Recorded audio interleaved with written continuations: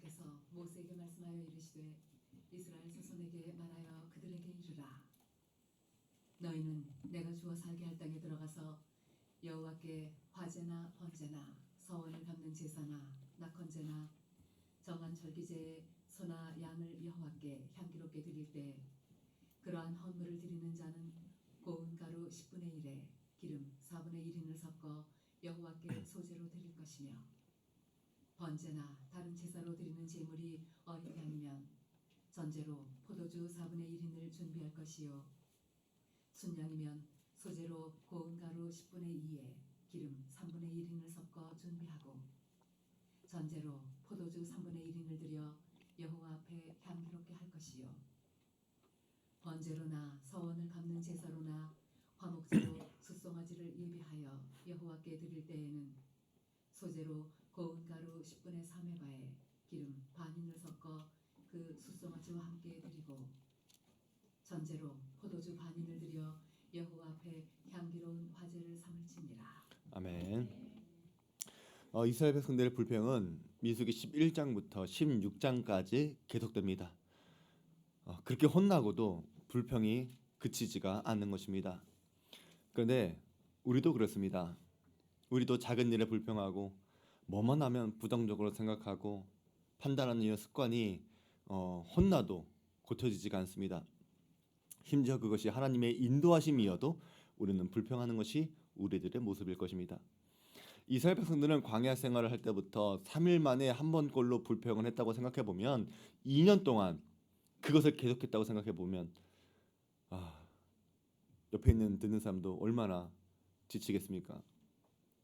또 그런 불평을 듣는 것도 엄청난 에너지가 소비가 될 것입니다. 근데 가데스 바네아에서의 불평은 하나님의 인도하심과 선물조차도 거부하는 엄청난 불평과 반역이었기 때문에 하나님께서 어떻게 하셨죠? 출애굽한 1세대는 가나안에 못 들어가게 하시고 백성들은 40년 동안 광야에서 떠돌아다니게 하셨습니다. 대신 여호수아와 갈렙만이 가나안 땅에 들어갈 수 있었는데 왜 그렇습니까? 이 두 사람의 믿음 때문이었습니다. 우리가 구원받는 것도 믿음 때문에 구원을 받는 것이고 하나님의 약속의 땅에 들어가는 것도 믿음으로 들어가는 것입니다. 근데 반대로 가나안에 들어가지 못하게 되는 이스라엘 백성들의 마음을 생각해 보시기 바랍니다. 어땠을 것 같아요? 비참하지 않았겠습니까? 절망했을 수도 있을 것이고 또 낙심했을 수도 있을 것입니다. 가나안 땅에 들어가지 못하는 거야. 우리가 하나님 앞에 징계를 받았으니까 어쩔 수 없다라고 생각해도 그 다음 대안이 다른 곳이라고 하면 괜찮겠는데 어디로 가야 합니까? 광야로 가야 합니다. 얼마 동안 있어야 합니까? 38년 동안 거기에 있어야 된다고 생각을 하니까 얼마나 끔찍하겠어요. 얼마나 괴롭겠어요. 근데 지금 하나님은 민수기 15장에 들어서서 갑자기 생뚱맞은 말씀을 하는 것처럼 보여집니다. 지금 이스라엘 분위기가 아주 안 좋잖아요. 근데 하나님은 지금 하나님께 제사를 드리는 법, 예물을 드리는 법, 다시 말해서 헌금하는 것, 그것을 말씀하고 계신 것입니다. 분위기도 안 좋은데 이런 말씀하시면 이스라엘 백성들이 잘 순종할 수 있겠습니까? 우리 성도들이 예를 들어서 큰 일을 당했는데 목사님이 신방을 했는데 헌금하세요 라고 한다면 어떨 것 같아요? 직장을 실직당하고 또 파산도 당하고 부도가 나고 그러는데 하나님께 드리셔야 됩니다 라고 하면 누가 그걸 좋게 받아들이겠어요? 설사 그것이 자신의 죄 때문에 그런 일이 생긴다고 하더라도 그런 말을 듣는 것은 누구라도 싫어하지 않겠습니까? 근데 하나님은 이스라엘 백성들이 지금 반역하고 불평하고 있고 그래서 지금 엄청난 어려움 가운데 고통 가운데 있는데 지금 그 말씀을 하고 계신다는 것입니다. 하나님이 눈치가 없습니까? 근데 그것은 우연이 아니라는 것입니다. 분명한 목적, 분명한 의도가 있는 것입니다. 우리가 이것을 알아야지만 하나님의 은혜로우심을 알 수가 있는 거예요. 민수기 15장에 있는 말씀을 보면 겉으로 보면 우리가 부담스럽고 듣기 싫은 말일 수 있을 것입니다. 하지만 사실은 정반대의 의미가 담겨 있다는 거예요. 방금 전에 이스라엘 분위기에 대해서 말씀드렸잖아요. 어땠을 것 같아요? 아주 최악이겠죠. 그 분위기를 잘 설명해 주는 구절이 민수기 14장 42절입니다. 여호와께서 너희 중에 계시지 아니하니 올라가지 말라 너희의 대적 앞에서 피할까 하노라. 하나님이 그들과 함께하지 않는 것, 그것만큼 비참한 것이 어디 있겠습니까? 하나님이 함께하지 않으니까 출애굽 1세대가 그래도 산에 올라가 보겠다고 했는데 어떻게 됩니까? 다 죽었잖아요. 하나님께서 함께하지 않으면 우리는 아무것도 아닌 것입니다. 주님이 계시니까 폭풍우가 잠잠해질 수 있는 것이고, 주님이 계시니까 우리가 물 위를 걸을 수가 있는 것입니다. 주님이 계시니까 우리가 구원을 받을 수가 있는 것이고, 주님이 계시니까 우리가 절망 속에서도 소망을 구할 수가 있는 것입니다. 그런데 하나님이 안 계시면 무엇을 이루더라도 아무것도 아닌 것입니다. 지난 목요일 날 수능이 있었죠. 우리 학생들, 우리 부모님들 잘 꼭 기억하시기 바랍니다. 우리 애들 좋은 대학 가는 것보다 더 중요한 것이 있습니다. 좋은 대학 가는 거, 거기만 목숨 걸면 안 됩니다. 하나님께 목숨 거는 것, 그것부터 가르쳐야 합니다. 하나님 없이 성공하는 것보다 하나님과 함께 하시는 실패를 배울 수 있어야 합니다. 이스라엘 백성들, 하나님이 광야로 돌아가라 라고 말씀하셨으면 실패의 자리에서 다시 하나님 붙들고 광야로 돌아가야 하는 것입니다. 근데 그게 싫으니까 하나님 없이 성공해 보겠다고 그렇게 해보니까 어떻게 됐어요? 결국 다 망하지 않았습니까? 근데 만약에 그것이 성공했다고 하더라도 그것은 더 큰 문제예요. 더 큰 저주죠. 하나님 없이 성공하면 앞으로도 하나님 없이 살아갈 거니까. 민수기 14장은 그렇게 끝이 납니다. 근데 이런 이스라엘 백성들의 반역을 보고 또 하나님의 징계도 불순종했던 이스라엘 백성들을 보고도 그럼에도 하나님은 약속을 지켜주실 것이다 라는 것을 보여주는 것이 바로 민수기 15장에 있는 말씀이라는 것입니다. 2절과 18절에 있는 말씀을 보면 너희는 내가 주어 살게 할 땅에 들어가서 너희는 내가 인도하는 땅에 들어가거든. 그러니까 여기에서 나오는 전제가 무엇입니까? 하나님께서 땅을 주시겠다. 하나님께서 인도하셔서 너희가 그 땅에 들어갈 수 있게 해 주시겠다. 이것이 전제가 되어 있는 거예요. 그러니까 지금 이스라엘 백성들이 큰 잘못을 저질렀다고 하더라도 하나님은 신실하게 그 약속을 지켜 주시겠다는 것입니다. 하나님의 말씀, 하나님의 약속은 변하지 않습니다. 하나님께서 재물을 들어라, 재물을 가지고 와라, 재물을 바쳐라 라고 말씀하시는 것은 없는 것을 드리라 이것이 아닙니다. 너희가 앞으로 38년 뒤에는 반드시 광야에 들어가게 될 거야. 도착하게 될 거야. 내가 거기로 인도할 거야. 그러면 거기 들어가게 되면 거기서 지켜야 할 것을 내가 지금 이야기해 줄게 라고 하는 것입니다. 그러니까 당장은 하나님의 징계, 이스라엘 불순종 때문에 광야로 들어가야 되겠지만 지금의 고난 때문에 절망하지 마, 포기하지 마, 걱정하지 마, 좋아질 거야, 인도할 거야 라고 말씀하신 것이 바로 민수기 15장에 담겨있는 진짜 의미라는 것입니다. 우리가 서원기도 한다고 하잖아요. 서원기도. 서원기도가 뭐예요? 하나님께서 나에게 이렇게 해주시면 내가 하나님께 이렇게 하겠습니다 라고 하는 게 서원기도잖아요. 그렇죠? 우리가 당시 이스라엘 백성들이었다면 아마도 이런 서원기도를 했을지 모릅니다. 하나님, 우리가 가나안 땅에 들어가게 되면 정말 잘할게요. 정말 열심히 할게요. 정말 하나님을 사랑할게요. 정말 하나님을 예배할게요. 내가 지금은 광야라서 가진 거 아무것도 없지만 내가 나중에 돈 많이 벌어서 좋은 데 취직해서 내가 열심히 일을 해서 내가 뭐라도 드릴 수 있는 환경에 되면 내가 정말 하나님께 다 드리고 싶어요. 제발 가나안 땅에만 들어가게 해주세요 라고 기도하지 않았을까요? 야곱도 그랬잖아요. 형 에서를 피해서 도망칠 때에 베델에서 하나님을 경험한 다음에 뭘 했어요? 내가 다시 아버지의 집 고향으로 돌아오게 되면 하나님이 나의 하나님이 되실 것이요 내가 기둥으로 세운 돌이 하나님의 집이 될 것이요 하나님이 내게 주신 모든 것에서 10분의 1을 드리겠습니다. 이렇게 약속을 하잖아요. 근데 지금은 하나님께서 이스라엘 백성들이 드렸어야 될, 먼저 했어야 될 그 서원 기도를 반대로 제시하고 계신 것입니다. 너희가 고민하는 것이 뭐야? 너희가 걱정하는 것이 뭐야? 약속의 땅, 가나안 땅에 못 들어갈까 봐 걱정하는 거야? 내가 너희를 인도하지 않을까 봐 근심하는 거야? 걱정하지 마. 내가 반드시 너희를 인도할 거고 반드시 너희를 가나안에 들어가게 할 거니까 그때 들어가게 되면 너는 이렇게 나를 예배해야 된다 라고 먼저 화해의 손을 내미셨다는 것입니다. 어떻습니까? 감사하지 않습니까? 감히 하나님 옆에 얼굴도 들 수 없는 죄인인데 부끄러운데 하나님께서 먼저 손을 내미시고 하나님과 화해할 수 있는 길을 보여주시니까 얼마나 감사합니까? 우리가 누군가와 간절하게 화해를 하고 싶은데 안 되면 어떡합니까? 안 되면 애가 타지 않습니까? 근데 화해할 수 있는 길이 있다면 어떻게든 화해하려고 애쓰지 않겠습니까? 예를 들어서 여러분이 사고를 쳤어요. 큰 사고를 쳤어요.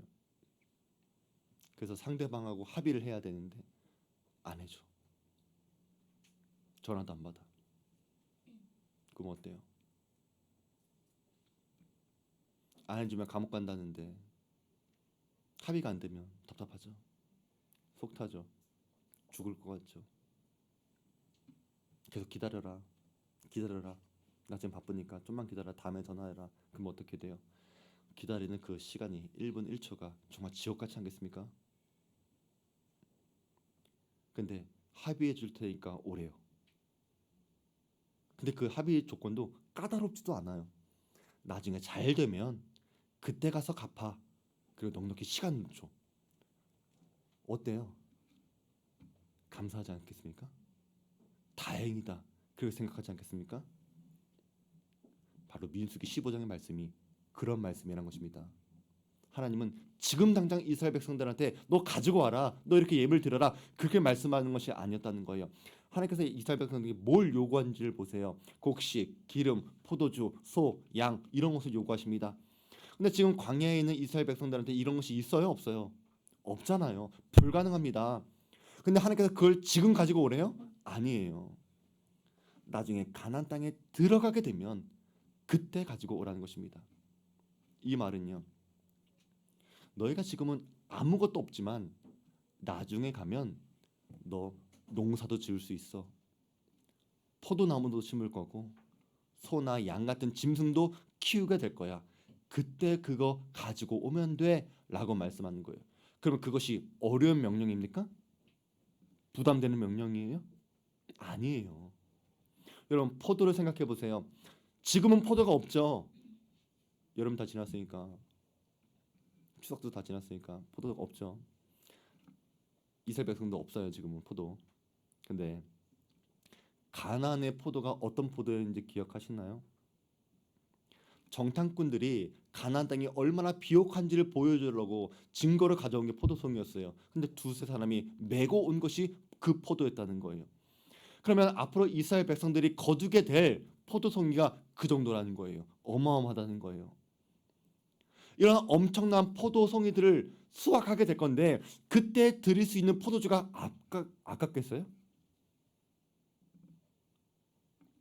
그러니까 하나님은 앞으로 일어날 일을 미리 말씀하시면서 절망하지 말라, 소망 가지라 이렇게 말씀하고 있는 것입니다.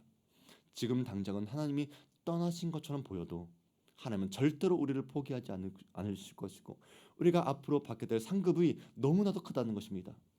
거기서 우리가 하나님께 감사의 예물을 드리라는 것입니다. 오늘이 추수감사절이죠. 영국의 청교도들이 종교의 자유 때문에 미국으로 이주한 다음에 1621년에 처음 추수를 마치고 하나님께 감사 예배를 드린 것이 추수감사절의 시작입니다.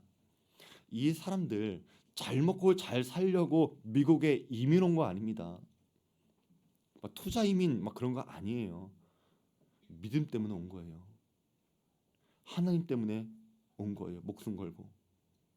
영국에서 국교를 만들었는데 교황 대신 영국의 왕을 이제 교회 수장으로 세우려고 하니까 우리 왕은 오직 하나님 한 분뿐이십니다. 이것 때문에 믿음 지켰는데 그것 때문에 죽이려고 하니까 그거 도망쳐서 미국 온 거예요. 대서양을 건너서 미국에 올 때도 배 안에서 많은 사람들이 죽었어요. 또 도착한 다음에도 102명 중에 절반이 죽었어요. 이 사람들이 하나님을 바르게 예배하려고 하는 그 마음이 없었으면 이 고생도 하지 않습니다. 그런 마음을 가진 사람들한테 너 새로운 땅에 들어가게 될 거야. 이런 하나님의 약속이 있으면 거기에 들어가게 되면 하나님께 감사 예물을 드려라 라고 한다면 하나님께 드리는 것이 싫어서 미국에 안 가겠습니까? 그랬을 것 같아요. 아니면 하나님 그렇게 해서라도 내가 새로운 땅에 갈 수만 있다면 내가 하나님을 참되게 예배할 수 있는 시간과 장소와 기회가 나에게 주어진다면 내가 하나님께 기쁘게 드리기 원합니다. 이런 마음을 갖게 되지 않았을까요? 그래서 처음 추수를 했을 때 감사 예배를 드렸던 것은 이 사람들이 미국에 건너오려고 했던 그 목적 그것을 이루는 것이고 얼마를 무엇을 드렸는지가 중요한 것이 아니라 하나님께 드릴 수 있었다 이것이 감사했던 것입니다. 그래서 하나님의 말씀 하나님의 약속은 우리한테 소망이 된다는 거예요. 부담이 아니라 소망은 현재의 절망을 이길 수가 있는 것입니다. 지금 어려워도 하나님께서 인도해 주신다 이렇게 약속을 해주시면 우리는 지금 광야의 시간도 견딜 수가 있는 것입니다. 또 오늘 말씀에서 중요한 것이 있습니다.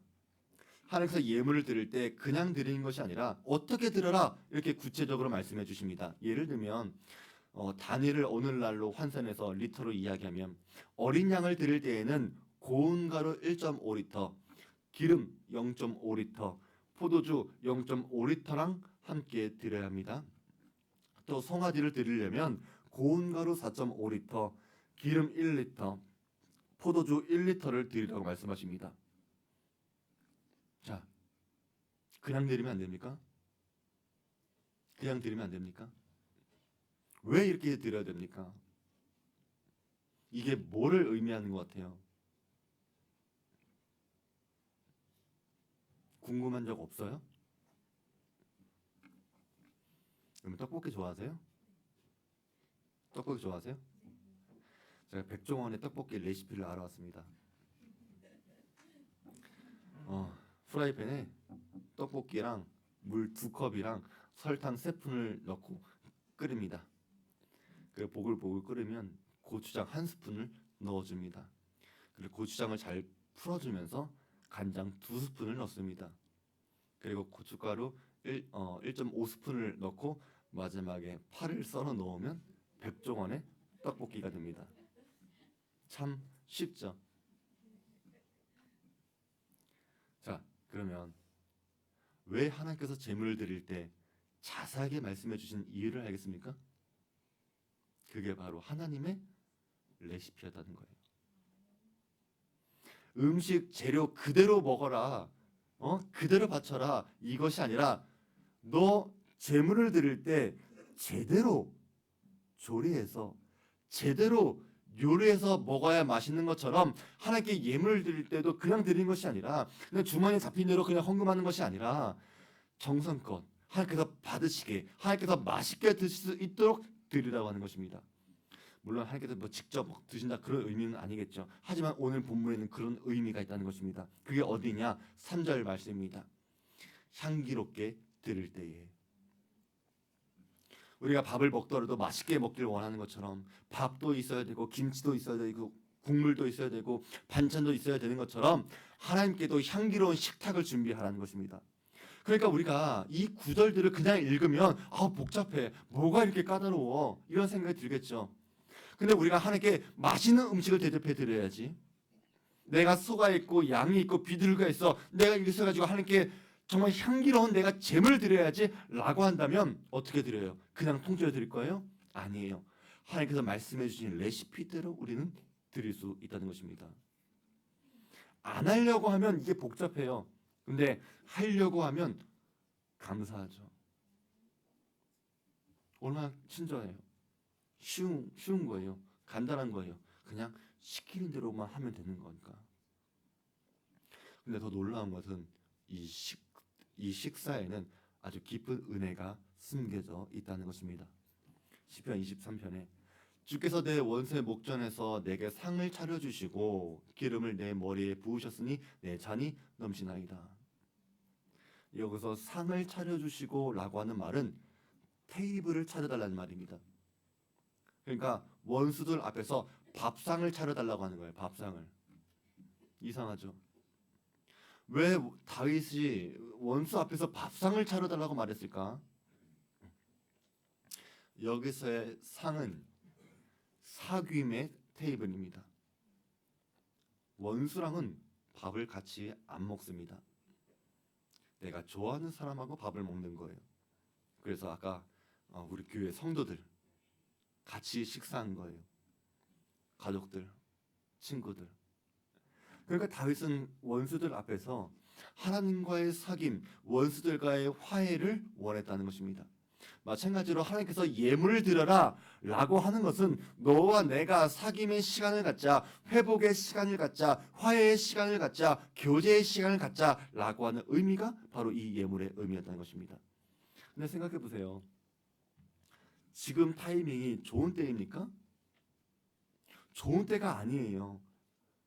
이스라엘 백성들이 잘못해가지고 광야로 돌아가야 하는 때입니다.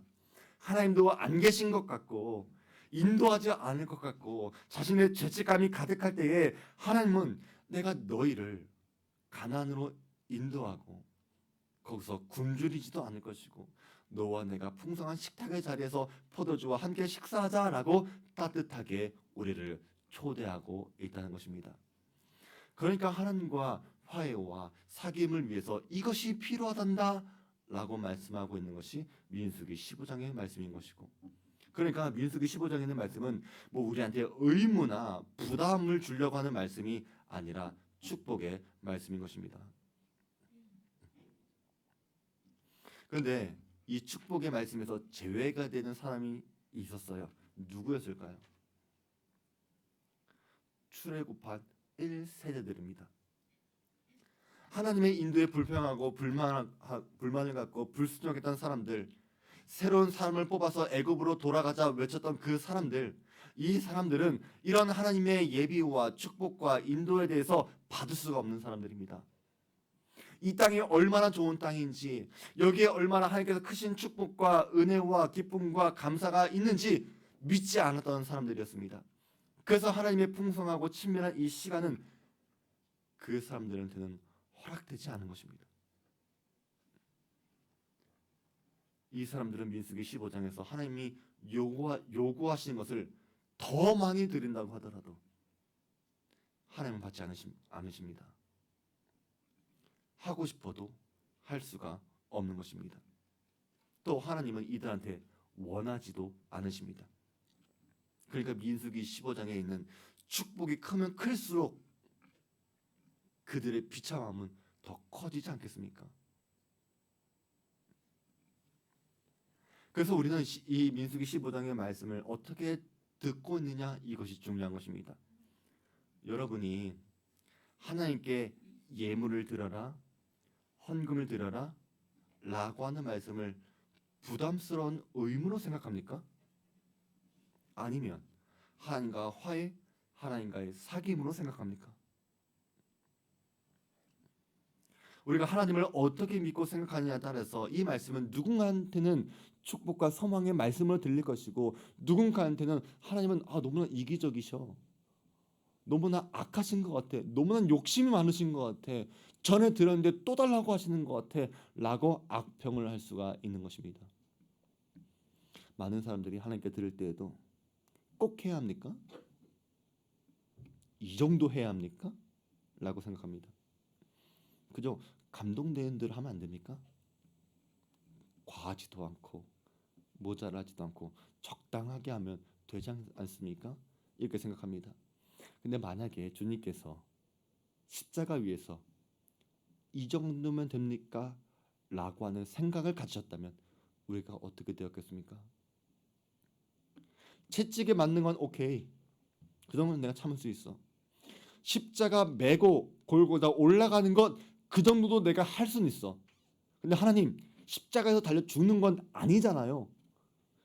이 정도면 안 돼요? 라고 생각하셨다면 우리가 어떻게 되었겠습니까? 우리는 구원받지 못했을 것입니다. 주님은 십자가에서 우리의 죄뿐만이 아니라 우리가 받아야 할 모든 벌과 책망과 징계와 분노를 담당하셨는데, 여러분은 그 주님 앞에서 이 정도만 하면 돼요? 라고 묻는다면 여러분, 주님의 사랑과 은혜를 값싸게 떼우는 것에 불과합니다. 여러분이 하나님을 사랑하게 되면 그런 마음을 가질 수가 없는 것입니다. 이런 하나님의 은혜를 모르는 사람들한테 드림의 요구는 무의미합니다. 하나님께 드리는 모든 시작은 하나님의 은혜와 사랑을 아는 감사로부터 나오는 것입니다. 하나님과의 사귐의 풍성함, 이 소중함, 이것을 알지 못하는 사람은 하나님을 위한 식탁을 차리라고 하는 이 의미를 알지 못하는 것입니다. 또 어떤 목적을 갖고서 하나님께 드리려고 하는 사람도 하나님의 은혜를 값싸게 생각하는 사람으로 살아가는 것입니다. 하나님은 모든 이스라엘 백성들을 광야에서 떠돌다 죽게 하실 수도 있었지만, 자비롭고 은혜로우신 하나님은 우리의 죄를 용서해 주셨고 기회를 주십니다. 하나님의 약속은 변치 않으시고 우리와 화해의 식탁을 준비하십니다. 그런 주님 앞에서 하나님은 나의 것을 뺏어가시는 분, 없는 살림인데도 더 가져가려고 하시는 분, 이렇게 생각을 하신다면 우리가 하나님을 오해하는 거 아니겠습니까? 우리들의 인색함은 하나님의 사랑을 나타낼 수가 없을 것입니다. 여러분이 성찬식을 하면서 들었던 감사의 기도 제목이 무엇이었습니까? 그냥 참여한 것입니까? 아니면 깊은 감사의 기도를 드리며 영원한 사귐의 자리로 나오신 것입니까? 지금이라도 여러분이 하나님께 감사하고 싶은 것은 없습니까? 여러분의 관심이 무엇입니까? 우리의 관심은 진실되게 하나님과의 깊은 사귐의 자리로 나아가는 것입니까? 아니면 나를 위해 하나님이 필요한 것입니까? 신앙은 의무가 아닙니다. 하나님의 명령은 우리한테 소망의 길이지 짐을 떠안겨주는 것이 아닙니다. 광야에서 절망하는 백성들한테 하나님이 지금이 끝이 아니라고 말씀하고 계신 것입니다. 그리고 우리를 하나님과의 사귐의 자리로 초대하고 계십니다. 하나님을 오해하지 마시기 바랍니다. 하나님은 우리의 삶을 파괴하기 위해서, 뺏어가기 위해서 오늘 말씀을 주신 것이 아닙니다. 우리를 온전하게 하시려고, 회복하시려고, 축복하시려고, 화해하시려고 예물을 드려라 라고 말씀하고 있는 것입니다. 추수감사주의를 맞이해서 우리의 삶의 자리에 하나님의 식탁이 차려지기를 원합니다. 그리고 우리가 드리는 예물이 하나님 앞에 향기로운 예물이 되기를 원합니다. 그리고 우리가 그 은혜의 자리에 머물기를 원합니다. 우리 말씀 기억하면서 우리 찬양하겠습니다.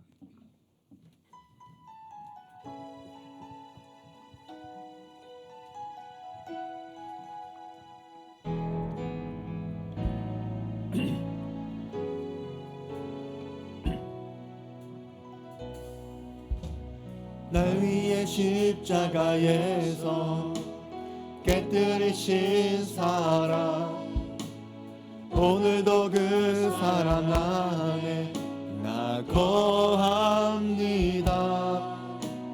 주님의 생명 내 안에 있고 주님의 사랑 날 강권하니 나 오늘도 주께 내 삶을 깨뜨립니다. 오 주여 내 삶을 깨뜨립니다. 주 머리 위에 붓습니다. 내 모든 삶과 생명을 주님 얻으소서. 모두여 내 삶을 깨뜨립니다. 주 머리 위에 붓습니다. 주님께라면 아깝지 않습니다. 모두여 내 삶을 깨뜨립니다. 모두여 내 삶을 깨뜨립니다. 주 머리 위에 붓습니다. 내 모든 삶과 생명을 주님 얻으소서. 모두여 내 삶을 깨뜨립니다. 주 머리 위에 붓습니다. 주님께라면 아깝지 않습니다. 내 눈을 열어주소서. 주의 장면같이 보도록 내 앞에 계신 주님과 이할 것은 없습니다. 내 손에 남은 것 없이 아낌없이 다 드립니다. 주님 한 분만을 위하여 한 방울도 남김없이 존귀와 영광을 받으소서. 하나님 어린 양 예수 능력과 부와 지혜와 힘을 받으소서. 존귀와 영광을 받으소서. 하나님 어린 양 예수 나라와 권세 영광 모두 주님께. 존귀와 영광 받으소서. 존귀와 영광을 받으소서. 하나님 어린 양 예수 능력과 부와 지혜와 힘을 받으소서. 존귀와 영광을 받으소서. 하나님 어린 양 예수 나라와 권세 영광 모두 주님께. 하나님 아버지 은혜를 감사드립니다. 추수감사주일을 맞이하여 우리 성도들이 주님께 마음과 정성으로 드린 예배를